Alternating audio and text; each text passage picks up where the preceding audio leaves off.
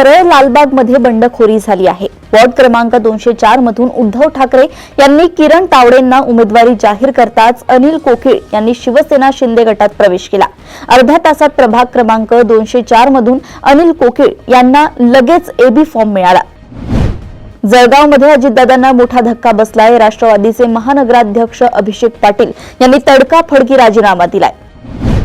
राजगड पानशेत भागात दुर्मिळ चौसिंगा हरिणाची शिकार करणाऱ्या चौघांना वन विभागाने अटक केली आहे।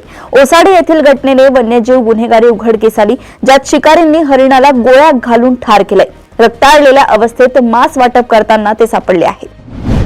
राज्यात एकूण 14 ठिकाणी एकनाथ शिंदे यांची शिवसेना आणि भाजपा यांच्यातील युती तुटली आहे। यामुळे ज्या ठिकाणी युती तुटली आहे तिथे नेमकं काय होणार हे पाहणं महत्त्वाचं ठरणार आहे। मुंबईतील भांडूप पश्चिम रेल्वे स्टेशन परिसरात बेस्टच्या इलेक्ट्रिक बसचा भीषण अपघात घडला। सोमवारी 29 डिसेंबर रात्री सुमारे 10 वाजताच्या सुमारास बस रिव्हर्स घेत असताना अचानक चालकाचं नियंत्रण सुटलं। या घटनेत 4 नागरिकांचा मृत्यू झालाय तर 11 जण जखमी झाले आहेत। छत्रपती संभाजीनगर महापालिका निवडणुकीत शिवसेनेत अंतर्गत नाराजी नाट्य उफाळून आलंय। त्यामुळे पक्ष शिस्तीसाठी एकनाथ शिंदे यांनी लक्ष घालावं अशी माजी महापौर विकास जैन यांनी मागणी केली आहे। शेगाव येथील संत गजानन महाराज संस्थानने मंदिर परिसरातील 12 भाडेकरू दुकानदारांविरोधात दाखल केलेले दावे 6 महिन्यात निकाली काढा असा आदेश मुंबई उच्च न्यायालयाच्या नागपूर खंडपीठाने दिवाणी न्यायालयाला दिलाय। शेतकऱ्याला किडनी विक्रीसाठी कंबोडिया येथे पाठवण्यापूर्वी वैद्यकीय तपासणी करणाऱ्या भारतातील 2 डॉक्टरांची ओळख एलसीबीच्या पथकाला पटली आहे। एक डॉक्टर दिल्ली व एक तामिळनाडू येथील असून एलसीबीचे पथक रडारवर असल्याची माहिती आहे। पत्नीच्या चारित्र्यावर संशय घेऊन पतीने झोपेत असलेल्या पत्नीचा तसेच अवघ्या 4 वर्षांच्या चिमुकल्याचा कुऱ्हाडीचे घाव घालून निर्घृण खून केल्याची धक्कादायक घटना रविवारी उत्तर रात्री सुमारे 2च्या सुमारास मेहकर शहरातील प्रभाग क्रमांक 1 येथील शिक्षक कॉलनीत घडली। या घटनेत रुपाली राहुल मस्के व तिचा 4 वर्षीय मुलगा रियांश राहुल मस्के यांचा मृत्यू झालाय। तुमसर तालुक्यातील गोबळवाही पोलीस स्टेशन अंतर्गत राजापूर येथील शिव मंदिरात मंगळवारी 30 डिसेंबरच्या पहाटे 5 वाजता नवजात अर्भक मृतावस्थेत आढळल्याने एकच खळबळ उडाली। 7 महिन्यात त्याचा जन्म झाला असावा असा अंदाज डॉक्टरांनी व्यक्त केलाय। महाराष्ट्र राज्य परीक्षा परिषदेतर्फे 5वी 8वी या इयत्तांसाठी घेतल्या जाणाऱ्या शिष्यवृत्ती परीक्षेच्या विद्यार्थी नोंदणीत यंदा वाढ झाली आहे। प्रामुख्याने 5वीच्या नोंदणीत लक्षणीय वाढ झाली असून विद्यार्थी नोंदणी वाढण्यामागे 5वी 8वीच्या शिष्यवृत्ती परीक्षांचे शेवटचे वर्ष, शिष्यवृत्तीची वाढलेली रक्कम अशी काही कारणे तज्ज्ञांकडून नोंदवण्यात आली आहे। राज्यातील सर्व सरकारी, निमसरकारी आणि खासगी आस्थापनामधील सर्व कर्मचाऱ्यांना यंदाची संक्रांत पावली आहे। 15 जानेवारी रोजी मुंबई, ठाण्यासह 29 महापालिकांमध्ये होणाऱ्या सार्वत्रिक निवडणुकीत मतदान करण्यासाठी सरकारकडून सर्व नोकरदार वर्गास भर पगारी सुट्टी जाहीर करण्यात आली आहे। शालेय शिक्षण विभागाने राज्यातील शिक्षक भरती प्रक्रियेत मोठा बदल केलाय। शिक्षक भरती परीक्षांचे आयोजन आणि निवड प्रक्रिया एकाच संस्थेकडे राहण्याच्या दृष्टीने आता महाराष्ट्र राज्य परीक्षा परिषदेकडे आता शिक्षक भरतीची ही जबाबदारी सोपवण्याचा निर्णय घेण्यात आलाय। राज्यातील हवामानात सातत्याने चढ उतार होताना दिसत असून गेल्या 2 दिवसांपासून पुन्हा एकदा किमान तापमानाचा पारा खाली येण्यास सुरुवात झाली आहे। राज्यातील आणि विशेष करून विदर्भातील अनेक शहरातील तापमानाचा पारा 10 अंशांहून खाली गेलाय। त्यामुळे गारठा कायम राहणार आहे।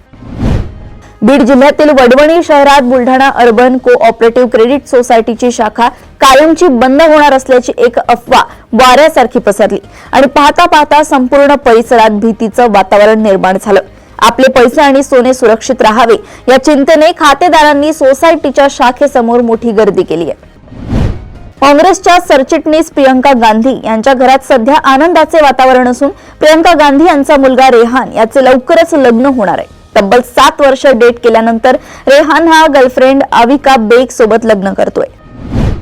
उत्तराखंड मधील अल्मोडा जिल्ह्यातील भिकिया सैन विनायक रस्त्यावर द्वारहाटहून रामनगरकडे जाणाऱ्या एका प्रवासी बसवरील चालकाचं नियंत्रण सुटलं। त्यामुळे बस खोल दरीत कोसळली। या अपघातात 7 प्रवाशांचा मृत्यू झालाय तर 12 प्रवासी जखमी झाले। गुरुग्राम मध्ये पंजाबमधील एका एअर होस्टेसचा संशयास्पद परिस्थितीत मृत्यू झालाय। 22 वर्षीय सिमरन शनिवारी दिनांक 27 डिसेंबर रोजी रात्री एका मैत्रिणीच्या पार्टीला आली होती। सकाळी तिची प्रकृती बिघडली आणि तिला रुग्णालयात नेण्यात आलं। उपचारादरम्यान तिचा मृत्यू झालाय। मध्य प्रदेशातील खंडवा जिल्ह्याला मिळालेल्या राष्ट्रीय जल पुरस्कारावरून सध्या मोठा राजकीय गदारोळ सुरू झालाय। खंडवा प्रशासनाने चक्क आर्टिफिशियल इंटेलिजन्सद्वारे तयार केलेले बनावट फोटो वापरून राष्ट्रपतींच्या हस्ते पुरस्कार लाटल्याचा खळबळजनक आरोप काँग्रेसने केलाय। केंद्रीय गृहमंत्री अमित शहा यांनी कोलकात्यात पत्रकार परिषद घेऊन तृणमूल काँग्रेस सरकारवर जोरदार हल्लाबोल केलाय। घुसखोरी संपवणार, घुसखोरांना शोधून बाहेर काढलं जाईल, विकासाला गती दिली जाईल आणि बंगालचा सांस्कृतिक वारसा पुनरुज्जीवित केला जाईल असा दावा शहा यांनी केला। तर या सगळ्यावर ममता बॅनर्जी यांनी आय डोंट केअर म्हणत अमित शहा यांनी केलेले सर्व आरोप फेटाळून लावले। रशियाचे राष्ट्राध्यक्ष व्लादिमीर पुतीन यांच्या नोव्हागोराड येथील निवासस्थानावर युक्रेनने ड्रोन हल्ला केल्याचा दावा रशियाकडून करण्यात आलाय। युक्रेनने 91 लांब पल्ल्याच्या ड्रोनद्वारे हल्ल्याचा प्रयत्न केल्याचं सांगितलं जात आहे। बर्लिनमधील खासगी इंटरनॅशनल युनिव्हर्सिटीमध्ये शिकणाऱ्या शेकडो भारतीय विद्यार्थ्यांना हद्दपारीचा सामना करावा लागतोय। अनेक विद्यार्थ्यांनी शिक्षण व राहण्याचा खर्च उचलण्यासाठी मोठी कर्ज घेतली होती आणि आता त्यांच्या समोर भविष्याचा प्रश्न उभा आहे। नेपाळ, मादागास्कर, मोरोक्को नंतर आता इराणमध्ये जेनझी रस्त्यावर उतरले आहेत। राजधानी तेहरानच्या रस्त्यावर घोषणा दिल्या जात आहेत की ही अंतिम लढाई आहे। हे नारे सर्वोच्च नेते अयातुल्ला अली खामेनी यांच्या विरोधात दिले जात आहेत। संपूर्ण जिल्हा परिषद शाळांत सीसीटीव्ही लावण्याचा महत्त्वपूर्ण निर्णय शासनाने घेतला होता। आता डीपीसीने 4 कोटी 7 लाख रुपयांचा निधी मंजूर केलाय। शिक्षण विभागाने हा प्रस्ताव स्पेसिफिकेशनसाठी VNITला पाठवलाय। त्यांची मंजुरी आल्यानंतर पुढील प्रक्रिया पूर्ण होणार आहे। डॉक्टर बाबासाहेब आंबेडकर मराठवाडा विद्यापीठ संलग्न महाविद्यालयात पदव्युत्तरचे शिक्षण घेणाऱ्या विद्यार्थ्यांना नवीन वर्षात शुल्क वाढीचा भुर्दंड सोसावा लागणार आहे। आता नवीन वर्षात 5, 10 ते थेट 20% शुल्क वाढीची झळ विद्यार्थी पालकांना सोसावी लागणार आहे। नॅशनल टेस्टिंग एजन्सी मार्फत शैक्षणिक वर्ष 2026 पासून जेईई, नीट यासारख्या प्रवेश परीक्षांमध्ये बायोमेट्रिक हजेरीचा वापर केला जाणार आहे। या प्रवेश परीक्षांमध्ये चेहरा ओळख तंत्रज्ञानाचे वापर करण्याचे नियोजन NTA मार्फत सुरू असून यासाठी उमेदवारांनाही अर्ज भरताना योग्य ती प्रक्रिया पार पाडावी लागणार आहे। मेटा मालकीच्या व्हॉट्सअॅपनं 2026च्या नववर्षानिमित्त अनेक फीचर्स लॉन्च केले आहेत। या उत्सवाच्या काळात व्हॉट्सअॅपनं विशेष स्टिकर्स, व्हिडिओ कॉल इफेक्ट्स आणि इतर मजेदार फीचर्स उपलब्ध करून दिले आहेत। केंद्र सरकारने 8व्या वेतन आयोगाला अधिकृत मंजुरी दिली असून या आयोगाच्या अध्यक्षपदी निवृत्त न्यायमूर्ती रंजना प्रकाश देसाई यांची नियुक्ती करण्यात आली आहे। मात्र केंद्र सरकारी कर्मचारी तथा निवृत्ती वेतनधारकांना तत्काळ वाढीव पगार मिळणार नाही हे आता स्पष्ट झालंय। बॉलिवूड अभिनेता सलमान खानचा आगामी चित्रपट बॅटल ऑफ गलवानचा टीजर रिलीज झालाय। या चित्रपटामुळे चीनला चांगल्याच मिरच्या जोमल्या आहेत। या चित्रपटाची कथा 2020 मध्ये गलवान क्षेत्रात भारत चीनच्या सैनिकांमध्ये झालेल्या रक्तरंजित संघर्षावर आधारित आहे। यात फॅक्ट्स नाहीत असा चीनच्या ग्लोबल टाइम्सचा दावा आहे।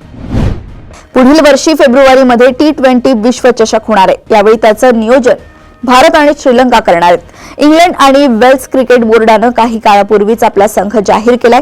विशेष म्हणजे IPL मधून बंदी घालण्यात आलेल्या हॅरी ब्रूककडे संघाची सूत्रे सोपवण्यात आली आहेत। अशाच सुपर 30 बातम्या जाणून घेण्यासाठी बघत रहा देशोन्नती। नमस्कार।